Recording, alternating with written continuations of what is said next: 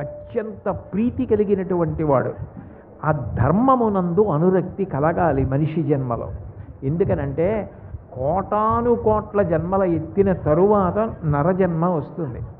అన్ని వేళలా వచ్చే జన్మ కాదు నరజన్మ. అందుకే నరజన్మ గురించి చెప్తూ వేదాంతమునందు ఒక మాట అంటారు, 3 దారులలో వెళ్ళగలిగినటువంటి ఏకైక జన్మ నరజన్మ ఒక్కటే. నేను శాస్త్రం ఏం చెప్పిందో అట్లాగే ప్రవర్తించి ఎప్పుడూ మంచి పనులు చేస్తాను, పుణ్యకార్యములే చేస్తాను. దీని వలన నాకు ఉత్తమ ఫలితం కావాలని చేసిన వాడెవరు ఉంటాడో వాడు దేవతా పదవులలో కెడతాడు.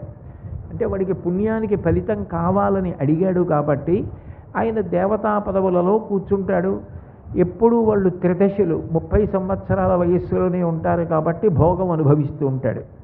అయితే మనకి ఎంత డబ్బున్నా ఖర్చు పెట్టుకుంటూ వెళ్ళిపోతే డబ్బు తరిగిపోయినట్టే పుణ్యం కూడా దేవతా పదవులలో కూర్చొని భోగం అనుభవించగా పుణ్యం తరిగిపోతుంది. క్షీణే పుణ్యే మర్త్యలోకం విశంతి. పుణ్యం పోయాక మళ్ళీ ఇక్కడికే వచ్చి పుట్టాలి. కాబట్టి నరుడిగా పుట్టినవాడు కేవలము పుణ్యమును సముపార్జన చేసి దేవత కాగలడు.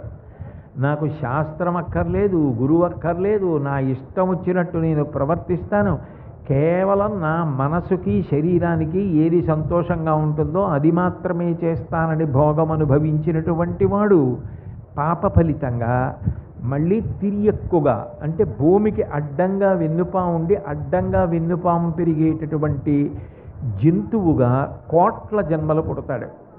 నాకు పుణ్యము అక్కర్లేదు, పాపము అక్కర్లేదు, కేవలము ఈశ్వరుడు సంతోషిస్తే చాలు. అందుకని నేను ఆయన ప్రీతి కొరకే కర్మలు చేస్తాను.